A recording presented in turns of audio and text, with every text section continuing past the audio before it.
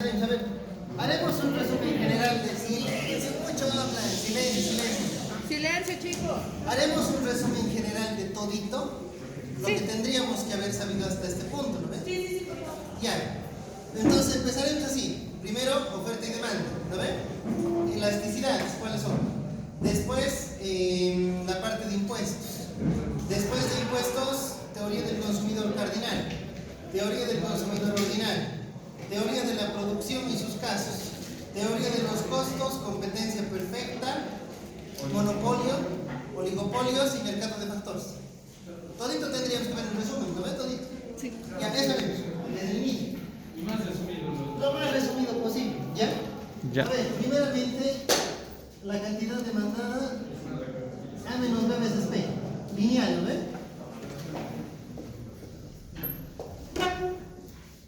La cantidad ofertada C más D veces P, lineal también. Cuando ambas se intersectan, se da el equilibrio de mercado. Hasta aquí, oferta y demanda, ¿lo ven?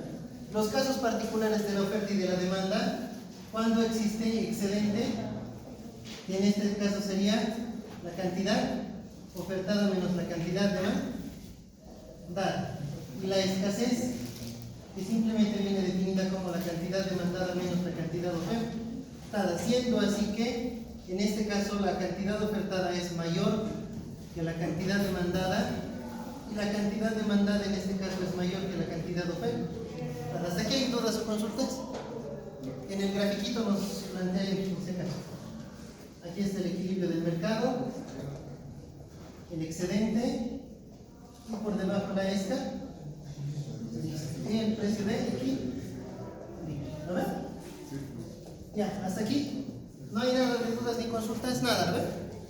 Todo bien. Siempre va a ser A menos B sobre P, ¿no? La No, función de la demanda. estamos tomando en cuenta que estas sean funciones lineales, ¿no? En línea. Lineales, porque pueden haber, digamos, casos especiales de que diga, digamos, la cantidad demandada es igual a 1 sobre P, igual es una demanda, ¿no? Ah, Sigue siendo demanda. Pese a que no contiene el signo negativo, al estar en el denominador automáticamente se vuelve una función decreciente y cumple con la necesidad de volverse pendiente negativa. ¿Cómo puedo garantizar que una pendiente es negativa? La primera derivada tengo que evaluar, ¿no ve? Entonces veo, a ver, fíjense, si derivo la cantidad respecto del precio de esta función 1 sobre P, ¿cuánto será? Menos 1 sobre P algo. Aquí está, este es. Negativa es, ¿no ve? Negativo, ¿no ve? Sí. Entonces sí es una función de demanda. Si esta función, si la derivada de la función llega a ser positiva o si la pendiente de la función es positiva, automáticamente se asume que es una oferta. ¿No ve? ¿Sí? ¿Se entiende? Si la pendiente de la función es positiva, es oferta. Y si la pendiente de la función es negativa, es demanda. Nada más. ¿Estamos, no ve? Ya. Listo. Siendo así, hasta ahí tendríamos las funciones de demanda lineal, oferta lineal. Sin embargo, existen casos especiales que puede ser, por ejemplo, 1 sobre P, ya estamos diciendo que sí cumple la necesidad de ser una función de demanda. Puede haber también otras ofertas que el licenciado algún rato plantea, ¿no? Por ejemplo, pone P cuadrado más P más 1, algún rato he visto, ¿no ven? Sigue cumpliendo con la función, porque si se dan cuenta, si derivo esta función en este caso, la derivada de la cantidad respecto del precio es 2P más 1, y la pendiente de esto es, ¿o sí? Sigue cumpliendo con la ley de los rendimientos crecientes de la oferta, ¿no ven? Se supone que en la oferta siempre van a ser crecientes, y en la demanda van a ser de qué? Ya. Una pregunta. Sí. Pone en algunas preguntas, vi que en sus exámenes P al cubo, ¿eso también es válido? Claro, también, no hay ningún problema. Siguen siendo funciones, ¿no? Puede ser, por ejemplo, si fuese P al cubo, lógicamente va a tener este tipo de comportamiento, por ejemplo. Va a llegar a un punto y algo así más o menos. Y tal vez incluso, otra vez va, si es P al cubo, ¿no? Tendría un comportamiento semisinusoidal, ¿no? Y obviamente en un tramo cumple la función. Por ejemplo, en este tramo cumpliría ser oferta, ¿no ves? Y a partir de este punto para aquí sería de mano. Puede ocasionar, pero poco probable, ¿no ves? Aunque algún rato he visto, ¿no? Sí, pone Pero así. generalmente por descarte sabemos cuál es oferta y cuál es demanda, ¿verdad? Si podemos identificar la demanda, por consiguiente la otra es oferta. Y si podemos identificar la oferta, por consiguiente la otra sería de demanda, ¿no ven? Ya, hasta ahí se entiende, ¿no ven? Ya, hasta ahí no creo que haya dudas, todo bien. Esa sería la primera parte, ¿no? De oferta y de demanda. Ya. Ahora las elasticidades. Las elasticidades hemos mencionado que eran 4, ¿no ven? La elasticidad precio de la oferta, la elasticidad precio de la demanda, la elasticidad de ingreso y la elasticidad cruzada. Esas 4 tenemos que dominar. ¿Y qué hemos dicho que era la elasticidad? Era un escalar que nos permitía medir la sensibilidad que tiene la función, ¿lo ven? Entonces, la elasticidad precio de la demanda, la fórmula, menos, paréntesis, la derivada de la cantidad respecto del precio del bien X, obviamente, por el precio del bien X dividido entre la cantidad de demanda. Esta es la función de elasticidad precio de la demanda, ¿verdad?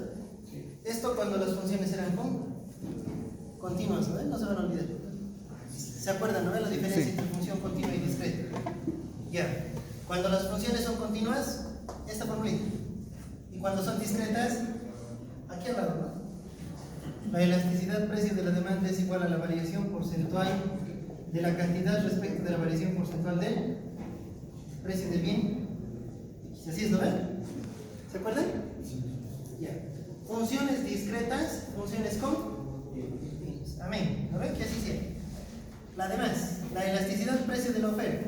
Si se dan cuenta, la única que cumplía con la relación inversamente proporcional en elasticidades era la precio de la demanda, ¿no ven? ¿Por qué? Porque mientras mayor sea el precio, menor va a ser la cantidad demandada. Mientras menor sea el precio, mayor va a ser la cantidad demandada. Inversamente proporcional, ¿ven? ¿Se acuerdan de eso? Ahí todo bien, ¿ven?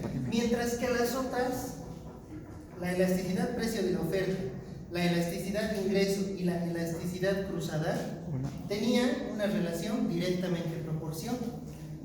¿No ven? Es decir, que si incremento una variable, voy a consumir más de esa variable. Pero lo veremos, ¿ya?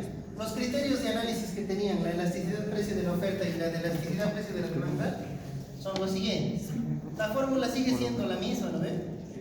La derivada de la cantidad respecto del precio del bien X por el precio del bien X dividido entre la cantidad del bien demandado, ¿no ven? Y funciones continuas y funciones discretas sería la elasticidad precio de la oferta sería simplemente la variación porcentual de la cantidad demandada, no, de la cantidad ofertada respecto del bien, del precio del bien X, ¿sí? Ya, hasta aquí se entiende. ¿Qué está mal en estas fórmulas? ¿Quién me dice? En la elasticidad que se demanda no debería negar. Sí, por ser inversamente proporcional. Y porque la pendiente de la función es negativa. Porque no puede haber elasticidades negativas, ¿no? Bueno, en realidad sí hay, pero para el análisis de sensibilidad se antepone un signo negativo en la elasticidad precio de la demanda para garantizar la no negatividad de la pendiente de la función. En este caso, como la función de la demanda es negativa, automáticamente asumimos de que en la elasticidad ponemos un signo negativo para que el valor sea positivo y podamos evaluar los criterios siguientes, ¿no ven? El primer criterio es que la elasticidad precio sea mayor que 1 es elástico, ¿sí lo ven? Sí. Elástico. Que sea igual a 1 unitario, ¿no ven? Unitario. Y el último que sea menor a 1, en este caso será inelástico. Ya, ahora el análisis. ¿Qué quiere decir que sea elástico? Mucha sensibilidad. Que es muy sensible ante variaciones en el precio. ¿Lo ven? Ejemplos. Si sube el precio, Claro, no, o sea, sí o sí van a mover el precio. No se trata de eso el análisis, ¿no ven? Se trata de qué tan sensible soy. Por ejemplo, cuando decimos que la elasticidad precio de la demanda es elástica, quiere decir que una pequeña variación en el precio va a ocasionar que la demanda tenga un fuerte efecto de cambio. Por ejemplo, a ver, hasta el pan es un buen ejemplo, es muy elástico. ¿Por qué? Porque si digamos el pan yo compro en 40 centavos y si sube a 50 centavos nadie va a comprar ese rato, todos van a gritar. de lógica es muy elástico, muy sensible ante variaciones en el precio. A eso se refiere, ¿ya? Cuando es unitaria quiere decir que la proporción es equivalente, eso quiere decir que si digamos, ¿de qué podríamos ver una relación? La Coca-Cola es una relación unitaria, ¿verdad? ¿Me dejo entender? Porque, por ejemplo, la Coca-Cola no va subiendo sus precios de golpe, ¿no? Imposible. ¿Ustedes se encuentran con la Coca-Cola? 10. ¿En 10 bolivianos? Yo he conocido 4, imagínense los pasados. Les prometo, 4 pues. La de 2 litros. ¿La retornable? Ahora es de 2,5, ¿verdad? Pero yo he conocido la de 2 litros en 4 bolivianos, les prometo. Mi mamá, cuando ya estaba en primero básico, en segundo básico, me mandaba a la tienda a comprar. Pregunta ofensiva. No puedo yo con ustedes. A ver, ¿cuántos años creen que tengo? 18. 35. No, 37, no soy tan viejito, no soy tan viejito, 26 años tengo. Ya, pero de todas maneras, tenemos pues una diferencia sustancial de edad con ustedes. Entonces, ¿me dejo entender? Por eso les digo que una relación directa es la Coca-Cola, porque va subiendo proporcionalmente de 50 centavos en 50 centavos, ¿ves? 4 porque primero costaba, después 4.50, después 5.50, 6.50, ¿ves? Y la gente va consumiendo proporcionalmente lo mismo. Ahora, ¿qué significa inelástico? Inelástico quiere decir que es poco sensible. ¿Quién sería poco sensible? La gasolina, ¿sí? Ahí. Porque aunque suban los precios de la gasolina, ¿qué ha ocurrido en algún momento cuando ha habido gasolinazo? ¿Se acuerdan? ¿Han vivido gasolinazo? Ya, muchos años ya, diferencia tenemos. Pero el punto no es ese, ¿ya? El punto es que, a ver, escúchenme bien, chicos. Ya, escúchenme. Las variaciones, aunque sean fuertes, porque legalmente la gasolina creo que cuesta 14 bolivianos, ¿sabes? ¿Sabían, no es? Y toda la demás parte, o sea, de los 3.74, la diferencia entre los 14 y los 3.74 está subvencionada por el gobierno. Pero hay ocasiones en las que el gobierno no puede sostener este tipo de subvención. Por lo tanto, existen esos abruptos golpes de cambios de precios. Entonces, al existir esos abruptos cambios de precios, aunque la gasolina suba 10 pesos, de todas maneras la gente tiene que consumir porque no te queda de otra, tengo que mover. Porque la economía no se puede parar. Entonces es inelástica, ¿verdad? Un poco sensible ante variaciones en el precio. ¿Sí? ¿Ahora se entendió bien? Sí. Ya, eso es. Esas serían las dos primeras. Las otras dos. No puedo. Viejitos me han hecho sentir. Ya. Estamos. Ya. La siguiente que tenemos que ver es la elasticidad listo.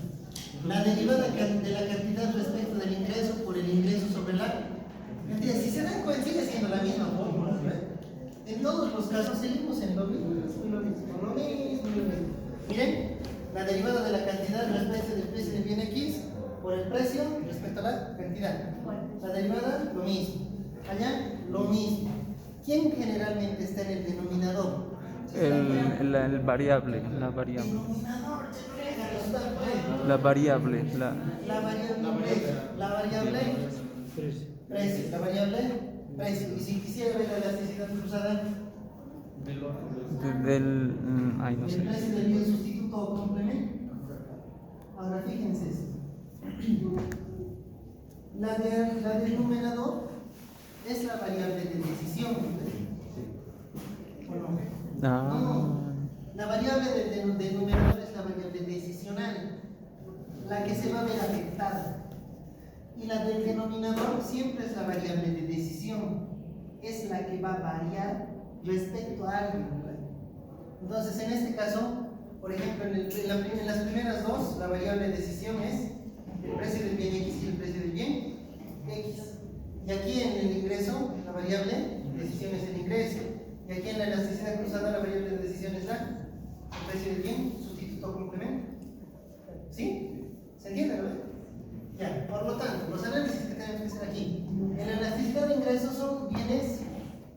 Si la elasticidad de ingresos es menor a 1, no, menor a 0, ¿no? Es un bien inferior. Inferior, no se van a olvidar. ¿Qué quiere decir un bien inferior? Que nos... Y consumo porque no tengo plata, no me queda. ¿Lo ven? A ver, por ejemplo, si suponiendo ustedes vivirían con el mínimo nacional y tuvieran 3 hermanitos, difícil, ¿no ven? Que lo logré. ¿Qué tuvieran que hacer para vivir? Tuvieran que comer atún, ¿no? O sea, la que te tocó, ¿no ven? O arroz con huevo. ¿No ven? Muy caro el huevo. No sé, ¿no ven? O sea, los bienes inferiores Hueso. son los bienes que satisfacen Mollejas. nuestra utilidad, Patas de pollo. pero nos dan una relación de satisfacción pobre. No son saludables para el consumo. Huevo. Esos son los bienes inferiores, ¿se van a acordar ya? Después, si la elasticidad está entre 0 y 1, es un bien normal. ¿Qué quiere decir un bien normal? Es un bien que consumo cualquier rato. Es sí o sí es de primera necesidad. ¿Ya? Y cuando la elasticidad de ingreso es mayor a 0, es un bien de... No es mayor a 0, mayor a 1. Mayor a 1, ¿no? Bien de luz. Amén. Ya, eso puedo evaluar en la elasticidad de ingreso. ¿Sí? Sabiendo que el ingreso total, el ingreso, ¿o qué más le llaman licenciado? ¿Gastos? Ingreso nomás, ¿no? Ya. Que el ingreso total está definido como el precio del bien por la cantidad de consumo de dicho. Bien, no se van a olvidar eso tampoco, ley, ¿no ven? El ingreso total es precio por cantidad. Ya. Siendo así, la última, la elasticidad cruzada de la demanda, ¿sí? Es una derivada parcial de la cantidad demandada respecto a la variable precio del bien Y, por el precio del bien sobre la cantidad. Y el resultado, ¿cómo se evalúa? Si la elasticidad cruzada es mayor a 0, son bienes sustitutos, ¿no ven? No. No se van a olvidar tampoco. Bienes sustitutos. Y si la elasticidad cruzada es menor a 0, son bienes complementarios. Ya, esas son las 4 elasticidades, no hay más. ¿Está bien? ¿Hasta ahí dudas, consultas? ¿Todo bien, no? Ya. Hasta ahí estamos bien. Correremos. ¿No? Sí. ¿Desde dónde? Esta es la del medio, ya debí sacar foto. Sí. Ya. Bueno, foto nomás ya saqué en Leo, o sea, la efectiva, ¿no?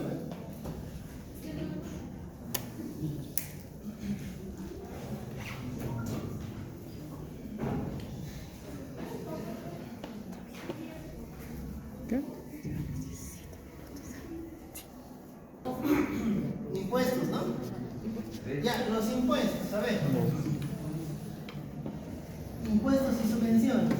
Cuando queremos aplicar a la... Aquí lo pondremos así. Oferta, pondremos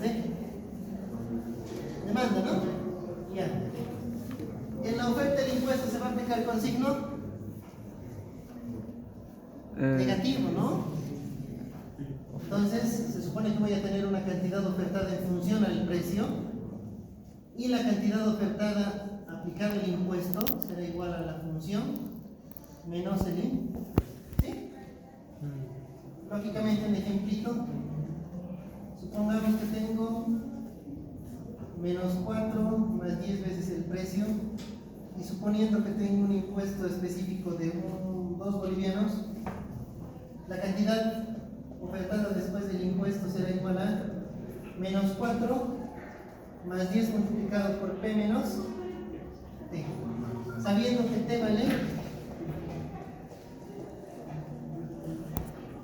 más 10 menos 10 por 2, 20. Entonces la cantidad ofertada después del impuesto, menos 4 menos 24, más 10 veces el precio, ¿no ven?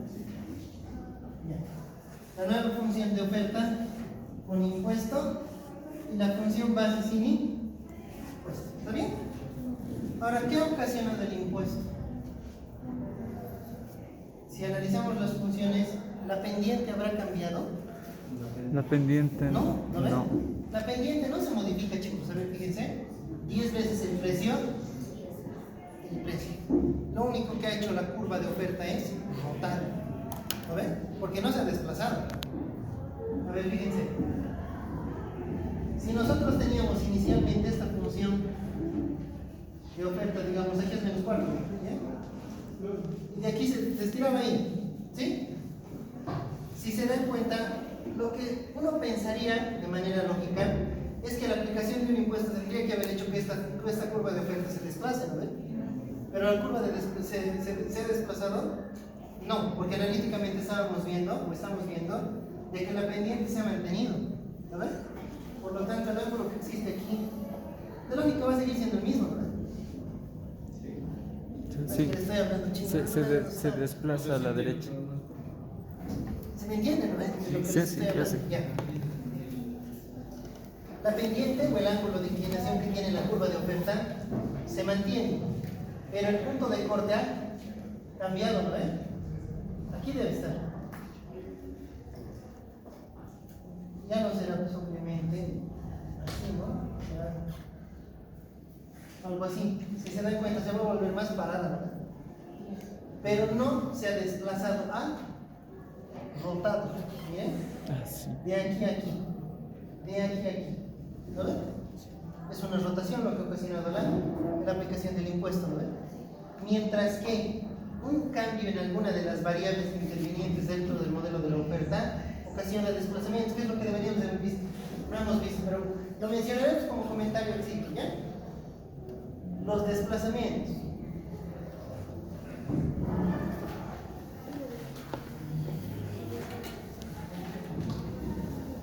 Ya, a ver. La demanda está en función de quiénes?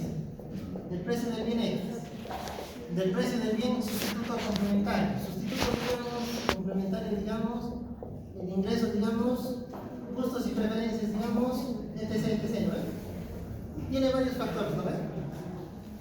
Hasta aquí se entiende. Esto es normal. La cantidad demandada está en función al precio del bien X, al precio de los bienes sustitutos, al precio de los bienes complementarios, al ingreso que tienen las familias, a los gustos y preferencias, y a otras variables más que intervienen dentro del modelo. Sin embargo, esto va a tener un gráfico algo más o menos así, ¿no? La cantidad, el precio, y obviamente aquí estará el punto de corte, el punto de corte. Si yo modifico alguna de estas variables, ¿tendrá algún efecto sobre la demanda? ¿Sí, no ven? Por ejemplo, si mi ingreso sube, teniendo más dinero disponible, ¿puedo consumir más? Sí. Por lo tanto, la curva de demanda se va a desplazar hacia la... ¿Me dejo entender? Ha habido un desplazamiento. Ahora hagan de cuenta de que el precio de los bienes sustitutos ha bajado. ¿Qué voy a hacer yo? También se va a desplazar hacia la derecha. No, a la derecha.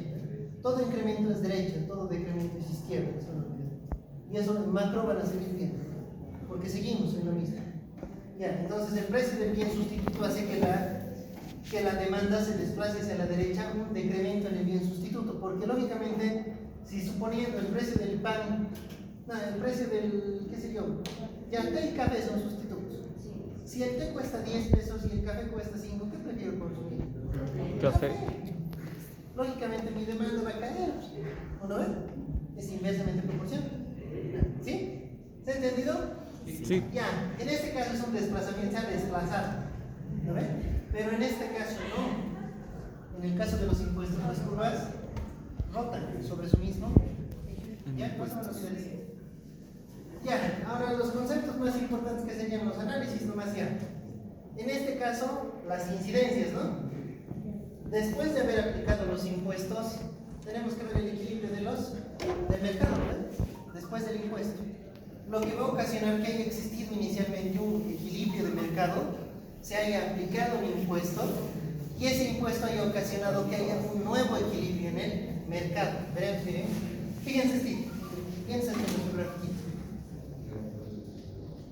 Estas dos son ofertas, ¿no? Esta era la oferta sin impuesto y esta era la oferta con impuesto. Ahora imagínense que aquí pasa una demanda cualquiera. Listo. Ya ha aparecido la demanda.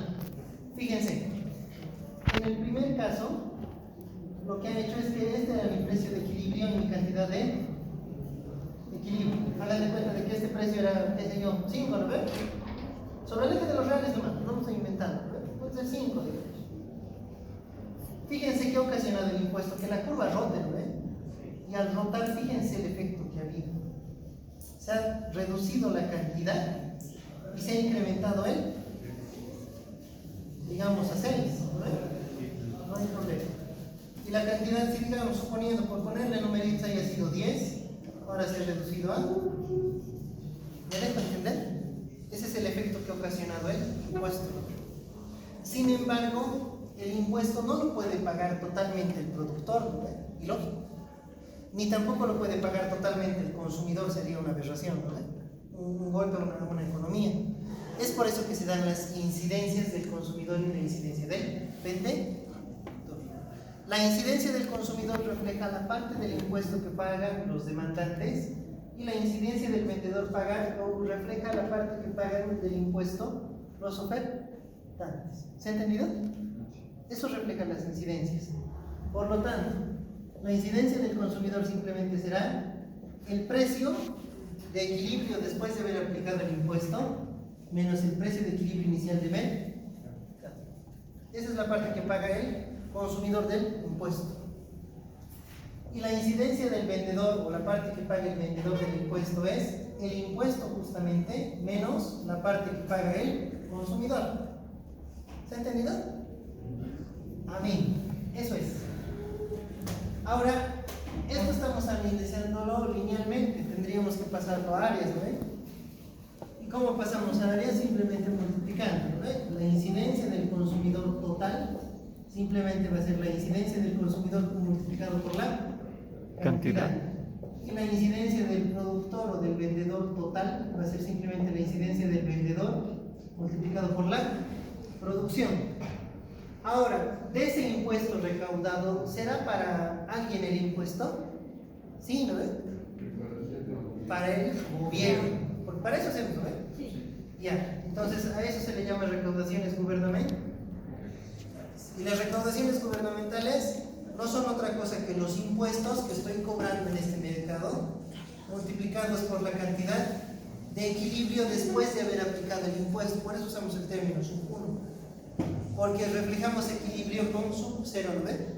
Y equilibrio después del impuesto con sub 1. Por eso es el impuesto multiplicado por la cantidad sub 1, que sería el equilibrio de mercado después de haber aplicado el impuesto. ¿Ya?